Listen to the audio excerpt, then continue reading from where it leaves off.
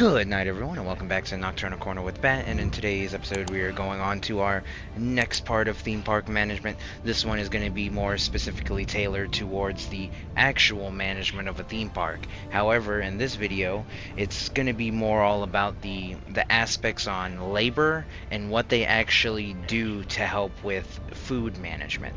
So this is going to be around the time of, COVID, so it's 2021.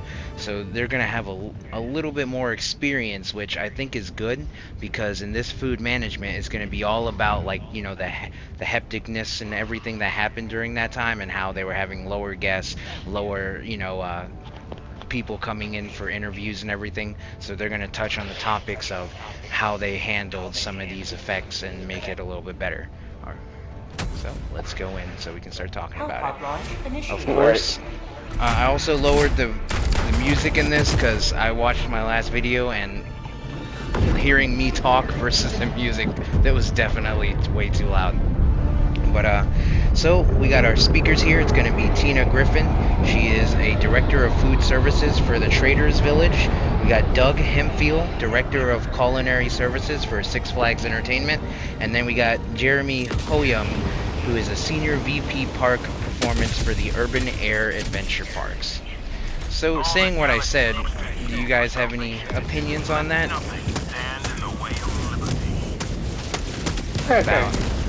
Nothing really. I know I haven't really gone into detail or anything yet, but I'm asking, hearing that, in a time of, crisis, however you want to depict the COVID thing, but it kind of did affect traveling. It affected how people went to, public places and everything, and then there was all those regulations, and then of course we had issues with overseas travels, right? So there was this whole thing of factories not putting up as much demand, people in somewhat type of a panic because of media or actually what was happening. But what do you guys kind of think about all that? I remember that time. It was kind of like a big learning curve for everybody. No mag. Trying to accommodate everything that was going on. Sending in an eagle. Requesting air support. This is the first time I've shot a hell bomb. It's literally right here. It's not doing anything. Did it? Oh, it finally worked. There we go. 28 kills. It was just waiting for the drop ships, I guess. Oh, we got some bots right behind us. Sending in an eagle. Man, my throwing. I need to throw a little bit higher. Alright, they should be mostly all dead. There we go. Alright, so first off, the first speaker was basically talking about, so in the three parts, it's the first one is things to consider, the next one is labor, and then the final one is technology. Right? So the things to consider is basically some of the things I already told you about. Is he was talking about, the whole labor and demand. You got your costs for labor, you got your costs for management, you got your costs for food, and a bunch of things to actually try to consider. But at the same time, how are you supposed to really worry about that too much when you're not getting all these employees that you actually need? So it's kind of like they were having issues with employment, people not showing up, what to do when these people aren't showing up, and how to actually get the new hires and everything in there, right? Because a lot of these places, some of the issues that they were having was, it's like they would find people that they like. It would be like they could finish their sentences, they were seeing eye to eye, and then as soon as they're like, oh, you're hired, we really like you, they don't show up the next day, right? So you have issues with people coming in, and then when you're in that time and you're not having, enough employees, you're gonna have to start closing down stands. You're gonna have, when the importance of this is when you have that culinary aspect of your park or FEC, what are you supposed to do if you don't have the employees to keep up with the demand of all the customers? That is a big problem. That would be a big problem. Calling in a hell bomb. Alright, The next one that he kind of mentioned is really thinking about the cost of like basically everything. Because if you want to keep up based on your reports, right? Engaging terminal. So it's like you go through all this time. I just armed the hell bomb because it's about to go off. You got to keep up with all these reports. You have all these things that are just working out in your favor, but then all of a sudden tragedy strikes, right? Now you got the whole COVID thing. You're gonna have to basically accommodate for it, and you're gonna have less people there, or you're gonna have less of your workers there, and there's just gonna be a whole issue with that. But at the same time, you got to kind of think of your import, and one of the heaviest hitting things is that international import, to where you think, oh, I'm supposed to have my freight come in today. Like, why am I missing items? Why am I missing cups? Like, what am I supposed to do when I don't have everything I need to help serve my customers? Dropping a pin. And you got to kind of think that in those times, like, the cost of freight is probably going to be rather expensive and whatnot. And then you kind of have it kind of also gives the issue of not just cost, but say you're understocked and your inventory is messed up, right? So now it's kind of like, hey, I don't have enough plates, I don't have enough buns, I don't have enough food. So it's like, what do you think you're gonna have to do in that type of situation? You're gonna have to like really plan ahead, I would think, like to see where you're gonna get your supplies from. Give yourself plenty of time to, to make up for the shortage. It's that door. What about you, Tempest? I'm on it. I missed the last part of that. That's on me. No, it's fine. What I was asking Air is, sample acquired. what if you get into that area of your freight and your supplies are not coming in as they are because of the whole pandemic and everything, so everything is slowed down, and now you're a shortage of food, you're a shortage of supplies, and now you're gonna have people come in droves, but you don't have any way of actually, accommodating them. Like, what is your goal there? Requesting orbital. Well, the problem is, under normal circumstances, I'd try to source local sources, but we made sure that local sources weren't allowed to stay open.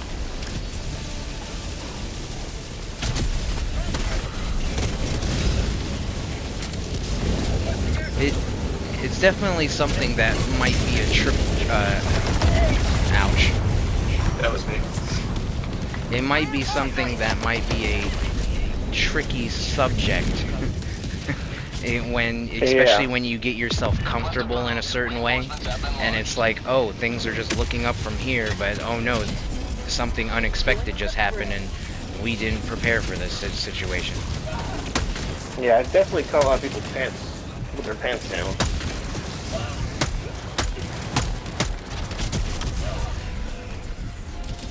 Probably the biggest question is, oh crap, what do we do now? And that's why they bring up the point, the things to consider.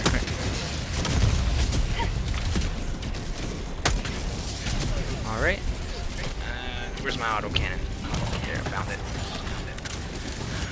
Okay, so this is when we start getting into some of our first points.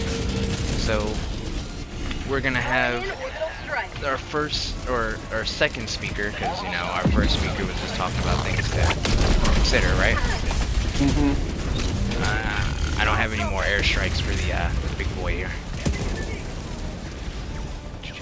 but sorry, I got confused for a second. So the first talking point, besides that, is going to be about labor. So basically, it's kind of a bunch of situations all put together in a way, where it's like how to keep your people, competition, wages, benefits, right? And you kind of got to think, if you're in this time, right? Obviously, people are going to be looking for, oh, we want better wages, we want more money and all this and whatnot, so that way we can come and work for you. You kind of got to think of, and this is kind of what the lady said, is find a way to spend less money but give more. So one of the big things is being creative and thinking outside the box. So say you have the complex conditions, right? You're in your park, it's getting hot, right? And your employees might just feel uncomfortable where they are or whatever, and you kind of got to think maybe they might want a different job that's in air conditioning or whatever, and they might want to find something that's a little bit more comfortable to them. So it's kind of like, what can you do to keep your employees even if you're not paying as much as the competitor? And really it's kind of all about the workplace environment, if you think about it.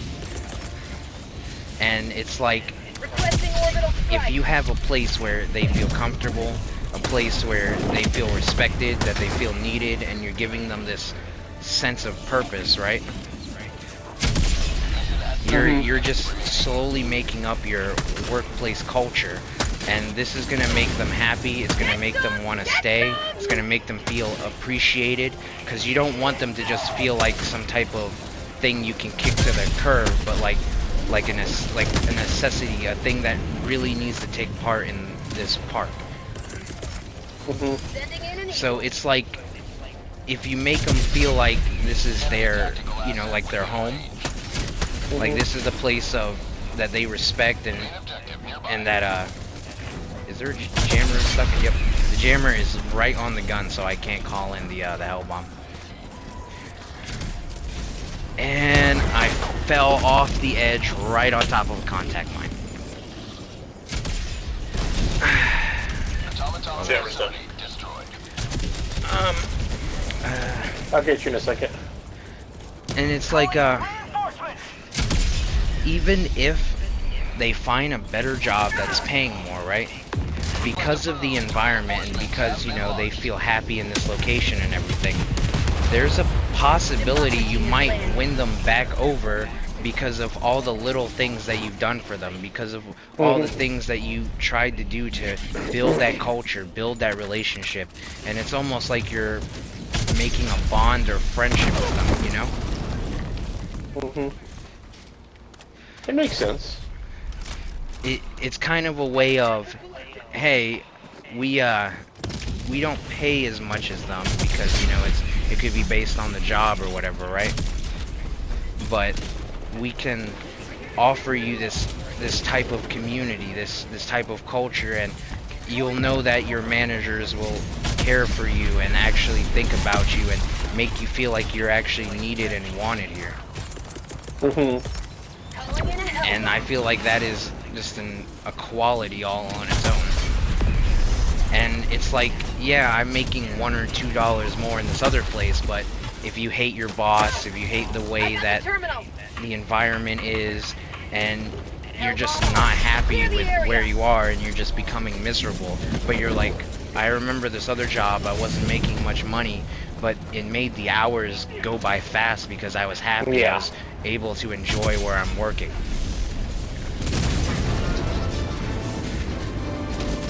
No, that definitely makes a lot of sense. I mean, me personally, coming from contracting, I was in the same boat. I had great guys I wanted to keep, but it was hard keeping them because they could make more money elsewhere. I remember more than one that would come back or call me like, "Hey, Jeff, you hiring? You got any work?" I'm like, "Yeah, I do. What's up?" Alright, stuck where I'm at. New mag. So then, it sounds like you have somewhat of experience with it then. Yeah, I mean, welders are like kids. That's the best way I can describe it. But a lot of it is just sometimes doing small stuff for them, or how can I put it? Yeah, they kill it. Okay. No, I'm starting to feel like the precision strike is really like limited. It gets better after the upgrade. Found something. And I already have it upgraded too. Really? Mm-hmm. and that didn't kill it. It's like it has to be a direct hit. Because I've noticed if it hits directly, it does like a crap ton of damage, but if it hits on the side, it doesn't do too much. Weird. One of the other things that they were saying is try to make it fun and interesting right off the gate during the hiring. So instead of just like, you know, going to your PR team and just being like, hey, we need somebody, can you go find somebody and hire them? And then this is just going to be like, you know, somebody that they might not see again unless they like try to steal something, right? Yeah. But instead actually make it so it's the people that they're going to work with. Have them meet up all together and see. It's like, oh hey, I remember you from the interview and the training and everything. How's it going? You know what I mean? So that way you're just building that relationship off the bat. And one of the things they also kind of put with that is building the relationship in like a group setting. So instead of just having those one-on-ones, have everyone get together, you know, have like a little fun experience with everyone instead of just pulling everyone apart. And then you can do like, you know, like little activities. You could like try to bring people out of their shell. And if you remember, I talked about the whole diversity thing before, you know, that we talked about, where it's like you should probably look for somebody that is more of a people person than try to fill in an agenda. Well, she actually brought up the whole point of you should really be hiring for like people or leaders, and actually try to bring people out of their shells by developing different type of icebreakers that you could pull up. And it's like, you know, having like certain questions, but if they try to say something that it's like, oh, this is what you want to hear, just tell them no and redo it again, so that way you can break them out of that shell and get more of an honest answer to see if they're really like more of a people person. Of course, now they're just suddenly super accurate. Reinforcing. I have not been very lucky in this game lately. Request approved. Reinforcements have been launched. I'm going after that detector tower. No, yeah, when you bring on people, like, when I interview them, a lot of times, you know, they got to interview me. I end up being their boss 9 times out of 10. And you got to find out what you got. You know, what, if they're good with other people, if they're off by themselves, what they're, you know, what makes them tick in a way. I got shot in the back by heavy. And that's a big one right there. You know, you kind of have to, not kind of, but more so like, you know, make it fun, make it interesting. You don't know what you got on people, because they'll say, what, like you said, they'll say what you want to hear, and that's really not the answer you're looking for. Exactly, and that's where the whole thing of making up certain questions, having those icebreakers, and then telling people no and really trying to get them to answer it honestly rather than just like, oh, you're at an interview, you know, dress nice and just say what the boss needs to hear. Yeah. Like, in my case, like when I had guys, it depends who they were or what their tasks were going to be, you know. Not for the mind. Like if it was a fitter or a welder, you know, the welder has to do a test. And a lot of these, when you do a weld test, you know, your mental state comes into effect quite a bit, because if you're not comfortable, you don't feel good, or you're nervous, whatever, you know, it'll affect if you make or break the test. And so what I'll try to do is like, hey, come in, or let's meet somewhere, have a conversation. That way, you know me, I know you. I get a feel for how they are. And that's why you try to make those fun group settings that you try to make everyone a part, and make it more like a little activity rather than just like another interview. Yeah, exactly. My life for super They'll meet, maybe like, look, this guy's gonna be your helper, this guy's gonna be your fitter. You know, they meet each other. That right there helps a lot. Like, oh, okay, I met the guy. You get to see how they react to each other. Calling in a hell bomb. if they're gonna get along right off the bat or what. And like you said, when you make it fun, you figure out, you know, okay, this is, like you said, a people person, or they're a lone wolf kind, or you know, they're smarter than what they allude to, Hell bomb or they're armed. just shy. Clear the area. You know, I remember one guy, hard worker, you know, can-do attitude, everything. He's just bashful. I mean, hey man, I'm not trying to You have accomplished liberty. Extracted your I'm not trying to make you nervous or anything. It was an honest question. Like, oh, okay. And then come to find out he was enemy tactical asset with smarter than he even realized. sending in an eagle. Ow. Eagle 1. I did not notice That's the big good old stuff. vector strider back there. But definitely a pretty basic talk, but it's one of those things that maybe people just not think about all the time. Oh hey look, I died from impact again. Wait, both y'all did. Okay, hold on. And then that kind of brings up to the last point though, which is technology advancements and, you know, basically automation. And it's one of those things that would be very beneficial. It's also that thing we talked about where, you know, some people might not want to just be robots all the time. They want to have, you know, that human interaction and whatnot. But you kind of also got to think that there's going to be a lot of benefits to making your system more computerized and everything.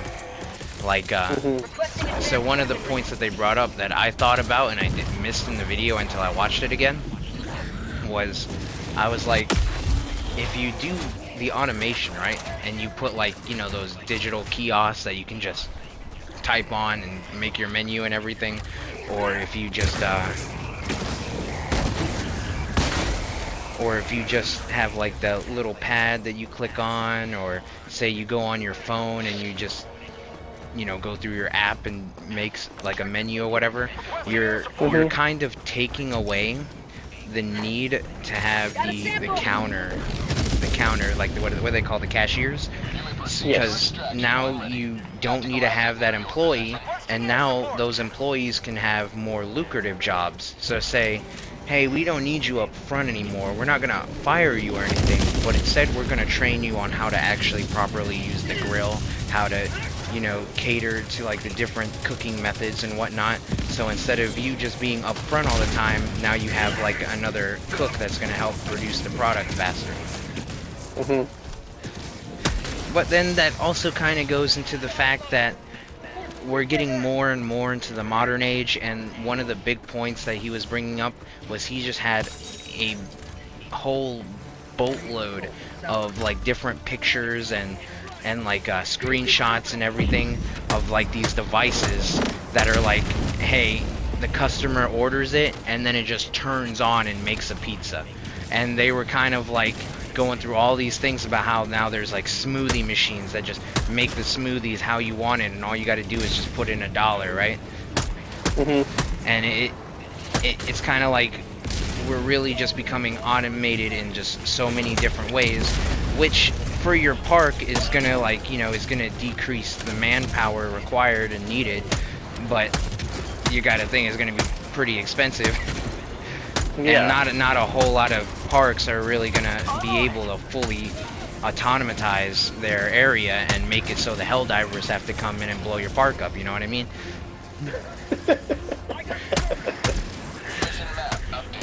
I'm laughing, I just keep forgetting that I'm on push to talk. But if you actually looked at it, like a lot of the examples and everything that they were talking about, it was like it was pretty interesting to see all the different types of technologies that you can actually acquire. And you don't really have to go like into full things like that. Like, you don't have to be full computers or anything, but having just even basic technologies like, say, a spreadsheet will help you be more organized and more set for these type of events. Oh yeah, technology, you know, there's always somewhere, some way to benefit you.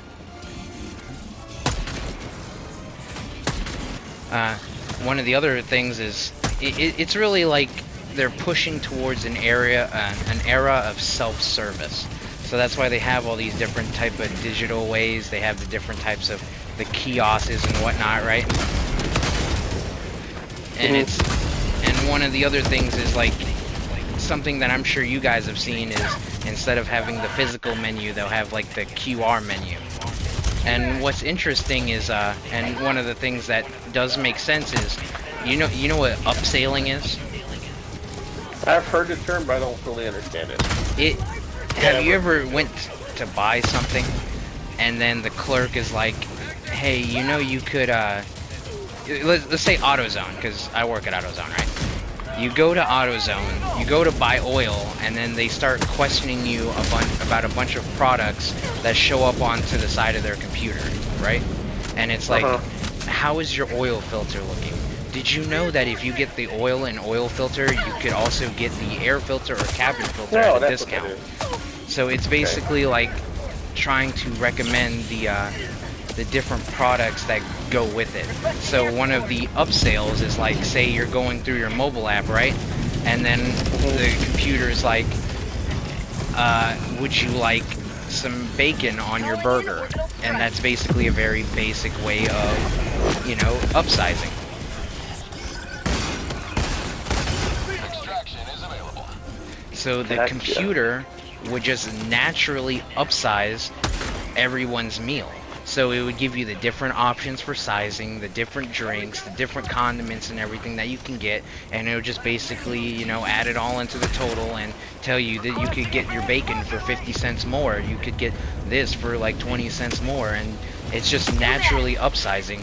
And as a result, they were showing that their meals were naturally getting like $2 to $5 more per order than just a regular person ordering it from behind the counter.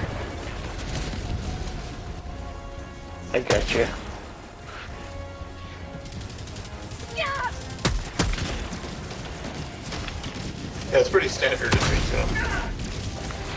But as far as like technology goes, I mean, whereas it's definitely required, especially in today's age, the trick is finding that balance between still providing human customer service versus trying to remove that whole aspect. So I'm not a huge fan of the self-checkout. Yeah, I think it would be a smooth balance to have like the different either like kiosks and then the QR thing on the table, right? But then having like one register, so like if people like want to have that interaction and ask about the menus and whatnot, they could just be like they could just go up to the counter and just talk to one of the clerks. But at the same time, I do also like the idea of having the menus and the kiosks, is because you're never really going to have that perfect employee at like a theme park or FEC that's going to be able to speak all those different languages. So when you go to your kiosk or on your phone or your app, and it's going to just be like, what language would you like to place your order in? And then it would just naturally break that language barrier. See, in that kind of scenario, that's just technology doing a good thing. Yeah. So I'm not a huge fan of the humor to it menus.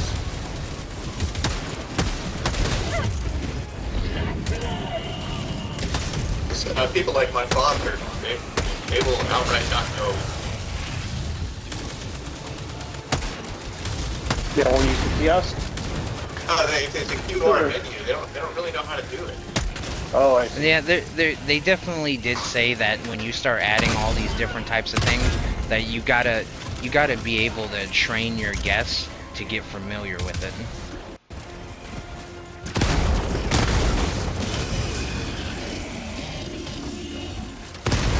Or do like what a grocery store has. Like, let's say you have the kiosk, and there's some people that just need that human interaction. There's not a cashier there to take care of them, you know. Yes, it's basically like you have the self checkout and then you have the regular checkout.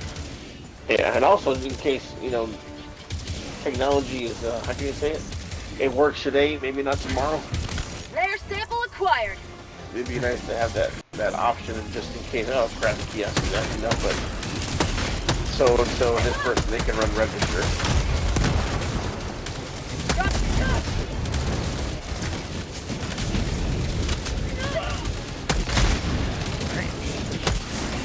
One of the other talking points that they did bring up is, in case you're not getting your freight, if there is like issues, right?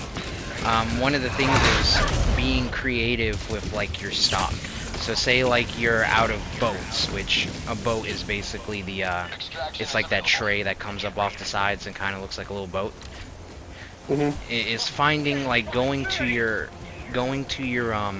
warehouse and just finding things that, oh, that looks like a boat, that looks like a paper tray, or say like how you said where you're localizing it and you're just like, that kind of looks like a chicken tender, I think I could use that. When your stocks and whatnot from overseas are just like, you know, it's just not happening and you're starting to really need that product.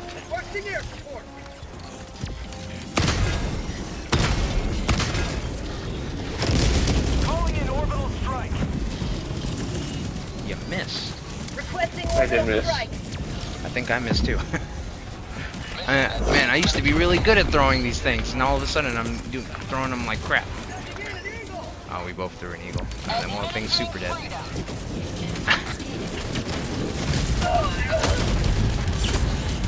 Never hurts making sure.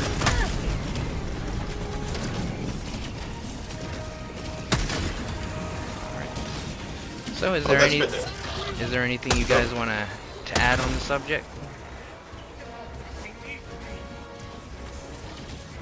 I had a thought at one point, but it was a while back in discussion. Was It was a what? I'm trying to remember what it was. Was it about the labor or the technology? I think it's about the whole logistics side of it. That's the one that really put me in mind. But it's interesting that their solution was kind of the Marine Corps adapted over something. It's basically just like a whole thing of think outside the box and then know how to adapt and overcome. Yeah. And also, what came to my mind too is kind of like with the logistics of it. Kind of reminds me of one of the grocery chains doing here in where I live in Texas. There's they source out everything locally. And I remember like on the previous video we touched on that, like getting stuff nearby versus, you know, that might be a saving grace, you know, with your suppliers and whatnot. They might say like, hey, you know what, we're out of this at the moment, but you can get this here. See, and that would be your normal reaction. I mean, I was trying to think of it during COVID. You know, when most of your local sourcing options were closed. Not necessarily through any fault of their own. It's just one of those things, if you're in a pickle during a time, you've got to be somewhat prepared. Yeah, I remember that whole time during COVID, a lot of companies had to adapt very quickly. Reloading. My bad. And just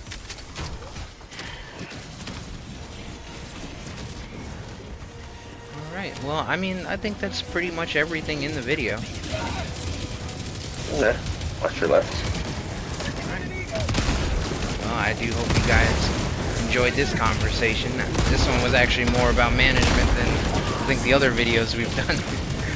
Yeah, it was. It's kind of funny that the management is like, oh man, know a lot about that. Dealing with people and the construction skill and stuff. It's like, oh, it brings back memories.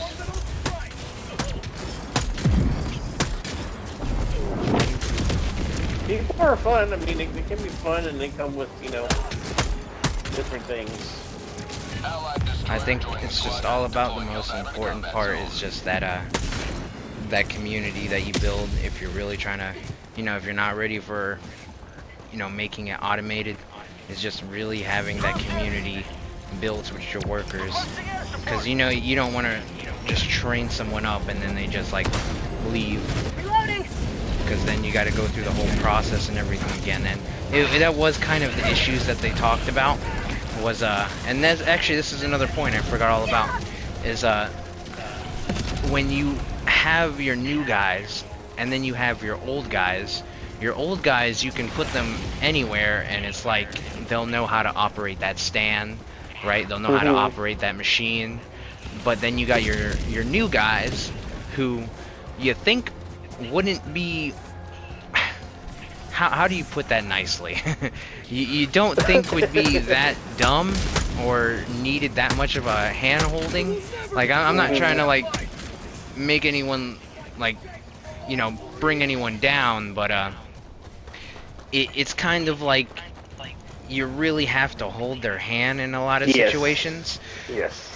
And it's kind of like, it's not even about the training, but putting a bunch of like cards everywhere or stickers, or have them work with somebody that knows what they're doing in the start, because you know, if you're going short staffed, you're not always going to be able to have them with that person, you know what I mean? They're gonna maybe end up by themselves and everything, and it's like you're gonna need those stickers everywhere. You're gonna need the little paper describing everything. It's like you might even need the sticker to be like, this is how you turn on the lights, and it's a switch on, obviously, on the wall, because there might be times where they're like, I don't know how to turn the lights on in this place, right? Yeah. And I mean, that's a very true statement. You think that, okay, this should be self-explanatory, then come to find out They just simply don't get it. Yeah, I've had guys that, I remember one guy like, we just did this yesterday, and I suggest, I'm trying to remember, man, I just remember. Alright, let's go through it again, and then I remember one that was actually a piece of paper I wrote down the steps, and it was Gotham to him after that. And a little later on, he's like, yeah, I remember when I had that piece of paper you made me carry around. I didn't make you carry it around. Well, you know what I mean.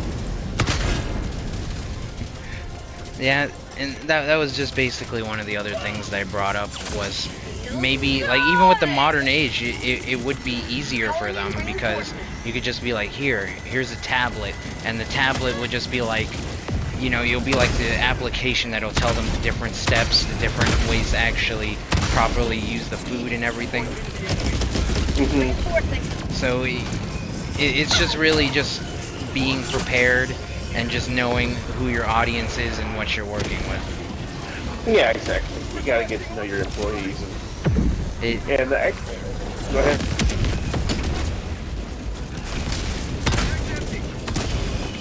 My biggest thing when I have people working for me is that, you know, my boss will tell me, well, the thing with you is you always pull for the people, because, you know, you're one of them. That's how you started out. You relate to them.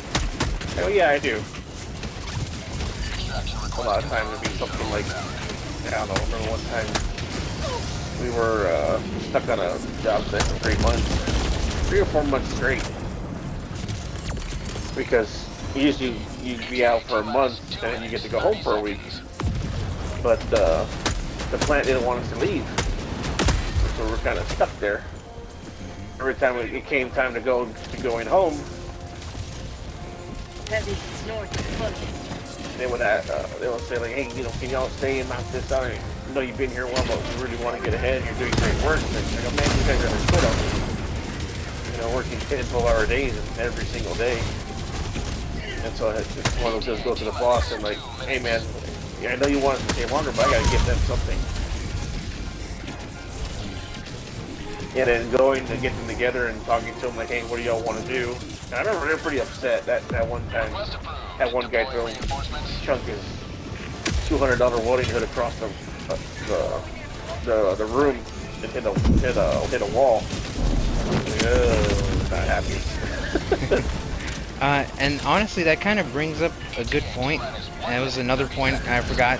As you can see, it is a little hard to remember everything in those videos, but they said that a good, cheap way to keep them in, you know, without spending a whole lot of money and whatnot, is actually vacation time. Obviously, you don't want them all to go off at the same time, but even if you're short-staffed and you're just like down like, you know, one extra guy, it's like, well, we could kind of still work with this, because, you know, you're gonna have a lot of people that know how to use the grill and everything already.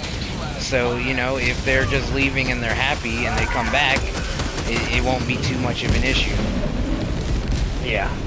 So definitely vacation time, because it's not going to cost you anything. I mean, it's like, hey, here's your day off. It's not gonna spend no Yeah. money. But of course, you know, you still, even if they're on vacation and everything, you still want that culture. And it's like, say it's cold outside. Like, how are you gonna feel if you, like, you're just working and then all of a sudden your boss just comes out and is like, hey man, you're doing a great job and I got you a hot chocolate. Yeah. Like, I can't really say I got too many jobs where it's like, it's freezing, right? Or I may have forgotten my jacket, and then your boss just comes out and is like, here man, I got you a jacket, I got you a sweater, I got you this, so that way you're not like too cold and struggling out here. Yeah, I remember when my guys, I'd go get them coffee, and I'll go to a donut shop, and I get, you know, dozen donuts, 2 dozen donuts, freshly baked, and it makes a humongous difference in morale. You know, they're walking around happy little, like happy little campers, because they, you know, like, hey man, there's coffee and donuts, dude, you want some? It's the little things, you know. A lot of people, I think in my opinion, a lot of people react to feeling appreciated. Time to go. Oh. Oh. Oh, he was stuck in the ground. I was trying to knock him out, but Oof. oh well. But I think that was a pretty good discussion. A lot of good information and experiences in that one. Mm-hmm. All right. Well, anything else you guys want to add, or are you ready to sign off? Just that I think that, especially the latter stuff we were discussing, you know, we were talking about, you know, things your managers do for you that are more personal like that. I think that's just a sign of, you know, you trained a good manager, someone who recognizes, you know, when people need things and is trained to see that. And that's something you have to strive for if you want your business to succeed. And plus, if you think about it, if even like how I said, it's their home, right?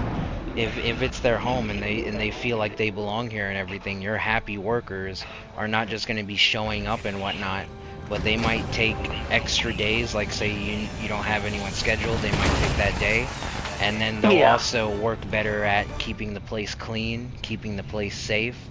It'll even help produce better products. Yes, there's a lot to that. The existence of high casualty emissions. It's just something that it's so simple that you might not think about, but then in the end, it's like it produces results. Mm-hmm. Exactly. All right. A little can go a long way. And I feel like that's really the true memo of the video. All right. Well, it was good talking with you guys again. And of course, I hope anybody who actually watches this found this more educational. It certainly should be a little bit better than just us stopping all the time, since we played at a lower difficulty. It's like, gunships! Gunships! Alright, well, this is going to be your basic strategy and management, mostly about food. And I hope everyone out there has a great night. You guys want to say goodbye? Later, folks. Thanks for your time. Yeah, later, folks. Thanks for having me. Alright, this is Bat signing off. Have a great night.